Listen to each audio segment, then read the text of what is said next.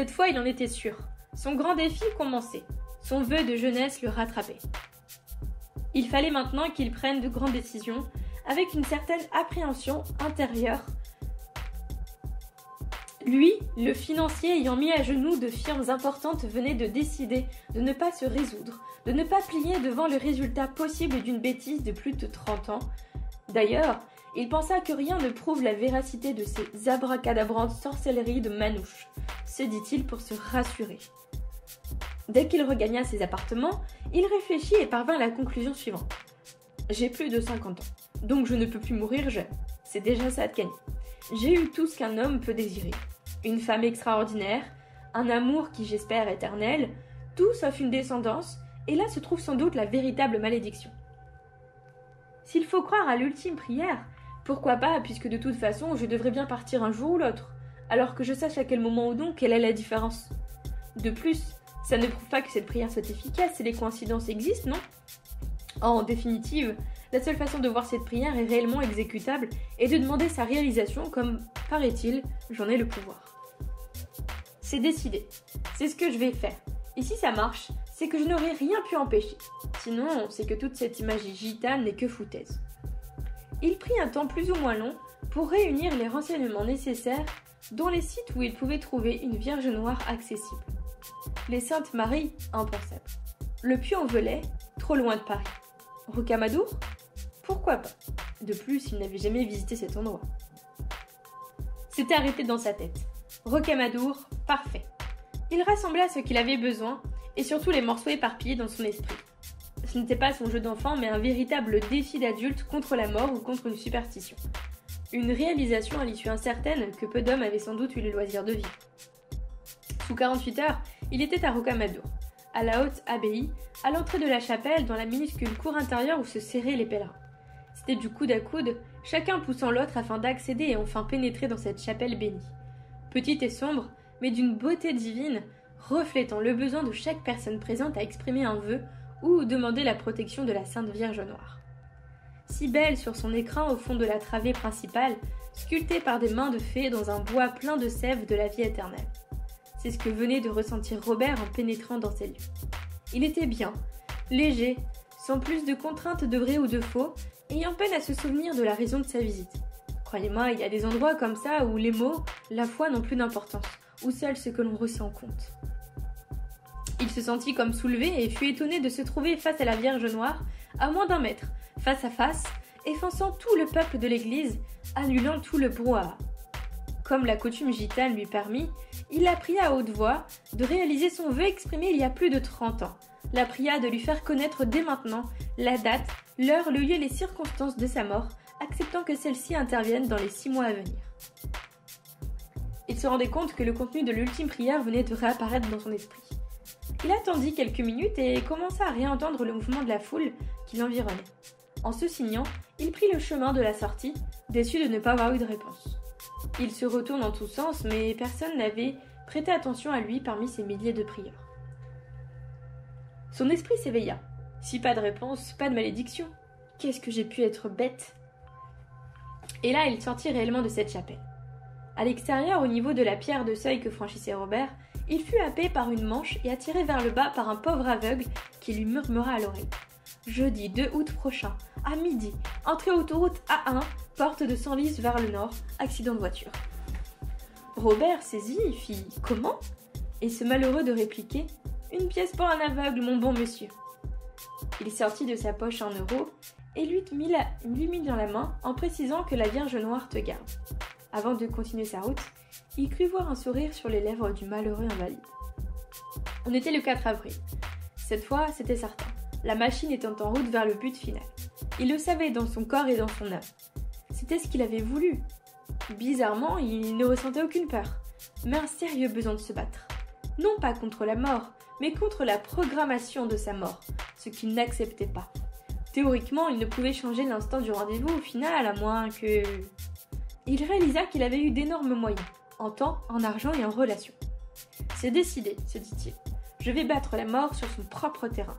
Je vais la battre d'une journée, d'une heure, d'une seconde, qu'importe. Mais elle verra qui est le décideur, que sa prévision peut se révéler erronée. Je me charge de lui faire rater son rendez-vous et de le faire connaître au monde entier. » Dorénavant, tout le temps de Robert fut employé à liquider ses affaires en cours, sa fortune. Par ses relations, il fit émettre sur les chaînes télévisées à prix d'or une bande-annonce à l'intention des gens du voyage, les honorant et les avisant de ses dispositions et des événements en cours de réalisation. Durant les semaines suivantes, il se prépara psychologiquement à son projet, mais aussi à son départ. Il cessa toute activité et coupa net toutes ses relations professionnelles ou autres. C'était l'heure, il était prêt. 1er août, le matin alors qu'il avait passé une nuit presque blanche, il se leva, calme, sain de corps et un peu moins d'esprit. La matinée fut longue, encombrée d'un nombre important d'idées noires, de mise en doute du bien fondé de son action. Dès midi, il décompta les heures restantes jusqu'à la frontière de l'ultimatum de la prédiction. Le temps lui semblait court et long à la fois. L'attente devenait blessante, douloureuse. Le lieu indiqué pour sa mort se trouvait à 50 km de son domicile. Sans penser aux difficultés de traverser la banlieue parisienne, le périphérie, les feux, etc., etc. Il sourit malgré lui quand il pensa qu'il suffisait de ne pas prendre le volant le lendemain, mais cela semblait trop facile. L'après-midi et la soirée s'écoulèrent lancinantes, nostalgiques, avec un vide de plus en plus profond dans sa tête. Vers 21h, il prit un relaxant assez puissant qui le fit plonger dans les bras de Morphée en quelques minutes. 2 août, 9h. Debout, frais et dispo pour aborder le jour J, son grand défi. À 10h, il fit préparer sa grosse berline Mercedes, mais sans la sortir de son garage. Ils ne se parlaient plus. Il ne faisait que ressasser chaque détail de son plan, sachant que face à lui se tenait le joueur, le grand monsieur du destin, la grande faucheuse. Il était conscient que sur le plateau de balance de la mort se trouvait le crédit qu'accordait chaque humain à sa destinée, crédit qu'elle risquait de perdre pour l'éternité, mais sur le sien était étalée sa vie enrubanné de sa rébellion. Plus que jamais, il le voulait son feu d'artifice. Il devait gagner.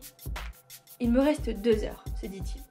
Occupant la moindre seconde qu'il lui restait, promptement, il téléphona aux chaînes télévision, stations de radio, etc. Mit en œuvre chaque élément médiatique pouvant commenter et retransmettre son combat.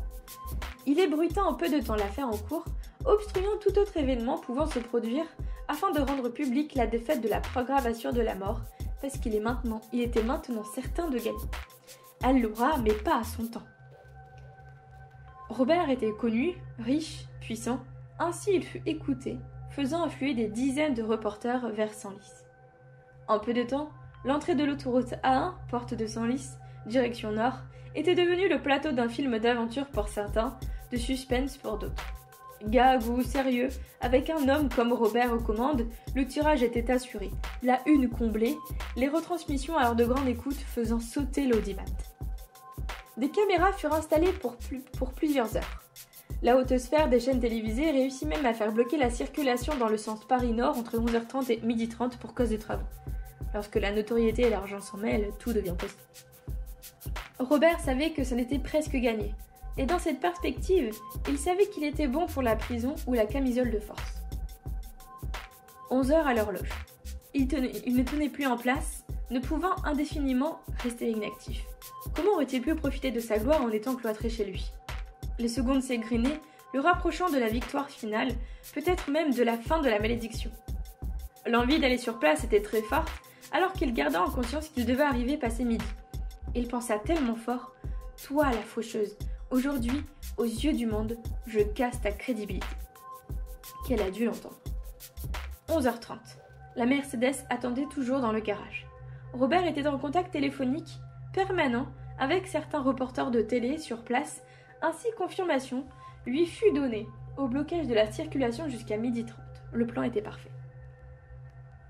En 30 minutes, il était impossible de rejoindre Senlis. À 11h45, il prit le volant de sa voiture, et à midi précise, il était gare du Nord à Paris. À son bistrot habituel, offrant une tournée générale. Le temps de commenter les faits à ses interlocuteurs, les yeux rivés sur l'écran de télé des lieux, il était 13h. Face à son public, levant les bras, Robert s'écria « La mort a raté son rendez-vous, j'ai gagné !» Affalé au comptoir, un vieil ivrogne lui bredouilla « Elle t'attend, Robert, tu dois faire face à ton destin. » L'homme se replongea aussitôt dans son coma éthylique où nul n'aurait pu aller les chercher. « Espèce de vieux fou, elle a arrêté le coche, ta putain de mort !» se surprit-il à dire hautement, sortant de l'établissement en claquant la porte et prit la route de Senlis afin de concrétiser son triomphe en rejoignant sa presse. Il était complètement désorienté. Le déroulement final lui semblait trop facile. Il aurait préféré avoir affaire à un combattant, pas à une mort lâche et fuyante, se dit-il. Le temps de sa réflexion, le chemin se fit sans encombre. Sans problème, il arriva bien vite à attendre son tour au poste de péage de la A1, vers le nord, en entrée Salis, où la circulation avait été rétablie. Toujours en contact téléphonique avec ses amis reporters, il savait que son arrivée était filmée, lui faisant prendre l'initiative d'aller jusqu'à la prochaine sortie afin de réaliser le tour d'honneur du vainqueur. Comme un grand chef, il prit sa carte d'entrée au distributeur, s'élança en direction de Rouaille, faisant vombrir de joie les chevaux de sa grosse cylindrée, le propulsant à plus de 130 km/h en quelques heures. D'abord, il sentit une vibration importante dans la direction de son engin. Il freina de toutes ses forces, mais ne put empêcher la Mercedes de se mettre au travers des voies de circulation et de franchir comme une folle en exécutant des tonneaux le terre-plein principal.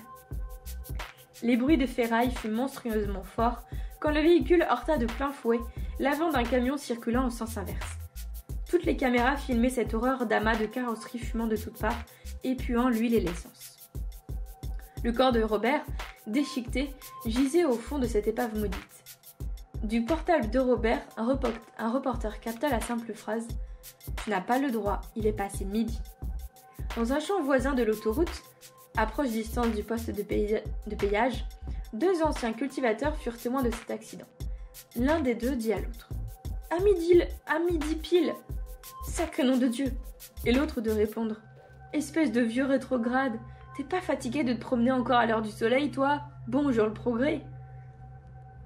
Ce jour-là, sur la plage des Saintes-Maries, à midi précise au soleil, heure de référence des gens du voyage, les gitans jetèrent une couronne de fleurs à la mer en priant la Vierge Noire d'accueillir leur ami. Le sage dit « Va où tu veux, meurs où tu dois ». Si vous deviez faire un vœu, un seul et unique pour toute la vie, lequel feriez-vous ? Cruel dilemme, n'est-ce pas ? Si ce choix m'incombait, je sais maintenant ce que j'exprimerai comme vœu, celui de ne jamais devoir en faire.